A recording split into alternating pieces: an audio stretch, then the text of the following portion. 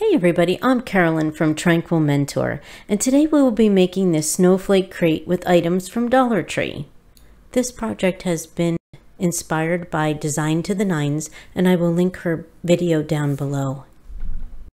They're unfinished and they are MDF and they're pretty thick. They look like this when you first get them, and you can plug up the hole if you want to, but they're an ornament. Basically, they have a string with them, and I've taken that off, and they're pretty thick. So this is glidden paint. What I did was I used matte white, and I took a foam roller, and I coated these front and back. Just wanted to get a base coat on them. And then I've taken this Craft Smart from Michaels, this paint in sapphire, and this white glidden matte white that I keep in my arsenal here. I wanted a certain blue and I just didn't have it, so I thought I would take these two colors and mix them together and see what we would come up with here. I think basically I was looking for sort of a robin's egg blue, and that's exactly what I wanted, and here we have it. So we're going to take this, and I'm going to take my snowflake and just start coating it. You'll notice that on the sides where I did the foam roller, the front and the back, that there are some parts that didn't get coated. So what I'm doing here is, as I paint with the blue color, I'm just going to fill that in. This is the two of them painted, and I left that white part because I was holding it. If I put them on the paint pyramids, they just kept falling off. I mean, they can dry there. So what I do on the second layer and the third layer is I just move around to another drier part. And then now that those are done, they have 3 coats on the front of each, 3 coats on the back. I'm going to take some Mod Podge. I want to have some kind of texture on these stars. And the inspiration for this came from Design to the Nines. She did a snowflake crate, and I'll link that video down below. And what I've done here is I put my Mod Podge out, and then I'm going to take some Epsom salts, and we're going to make some kind of concoction here. It'll help to be able to get the Epsom salt to stick to the snowflake. What I want it to look like is cold and textured and icy. So I'm mixing this together. It does need a little bit of water here.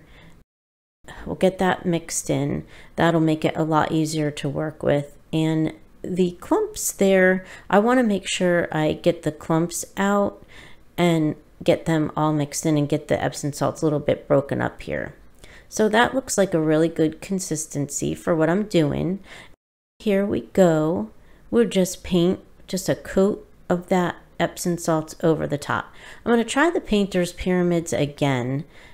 If I'm gentle, I should be able to not knock them down. When they dry, it does help a lot too, and you can also go into the edges and get the clumps of the glue off. I'm doing that right here, and then I'll just go through, and now that I've got that coated, I'm just going to take some Epsom salts in my hand and go over the spots where I would like a little bit more concentration. And it gives me a little bit of control to where I want everything. And then as I'm finished here, I'm just going to take the rest of it and dump it right on. Perfect. And then I'll do the second one the same way. And I didn't do the other sides that were going to face the inside. And then for the base, you can use this Crafter Square MDF wooden plank boards. They're 11 inches and they are 5 by 5, which is a little bit bigger than my crate, but that shouldn't be a problem. I use this because my store didn't have those, but most of the time the stores do have them, and it's just a fence post. And then here for the sides, Crafter Square has these wood planks, and they're 2 by 12.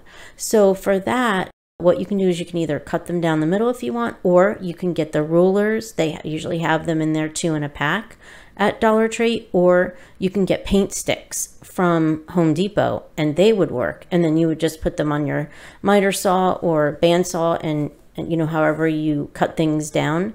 And then these I just hot glued. I measured out 11 inches. The sides are about 3.5-ish or so, and I measured it out, really hot glued it, down. I mean, they don't line up or anything. I wanted it to look just like an old crate, rustic.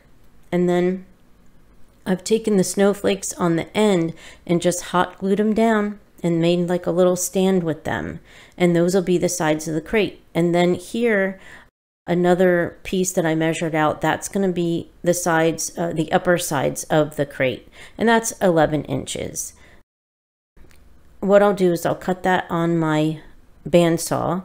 And if your sides are bigger, your little side planks are bigger, you can glue them on the outside, inside, whatever you want to do. Since I had exactly the 11 inches, I glued mine on the inside. And then later on, what I'll do is I'll go and use the nail gun and just brad nail those together, because it does get windy out on my front porch and it does get rainy, and I want to be able to have it through the season. That's what I'll do. And then I'm just showing you here how the Epsom salts came out. I think it makes it look nice and wintry. I have the pine cones in there that I spray painted. You can paint them silver, white, whatever color you want. Those are pom-poms from Dollar Tree. And then I've nestled in some of the white lights from Dollar Tree and a satin pillowcase. And then down at the bottom where that seam was, I just put a little bit of jute twine in there just to cover that up. But it's not necessary. There's a lot of different things that you can do there. And here it is at night. I just absolutely love the way that it came out. Now I do have my Christmas lights on here. Next week they'll be down, and then I'll have this nice crate for my winter decor on my porch. And I mean, you can see it lights up the whole corner of the porch. You can see it from the street. I absolutely love it. And if you make a Dollar Tree snowflake crate, tag us on Instagram or visit us on Facebook at Tranquilmentor. And if you're already one of our subscribers, welcome back and thanks for watching our video today. And if you're not a subscriber, welcome to our channel. And if you would be so kind to subscribe and like our video, it helps YouTube notice us a little more, and it supports our channel and helps us grow. And as always, thanks for watching, and we'll see you in the next one.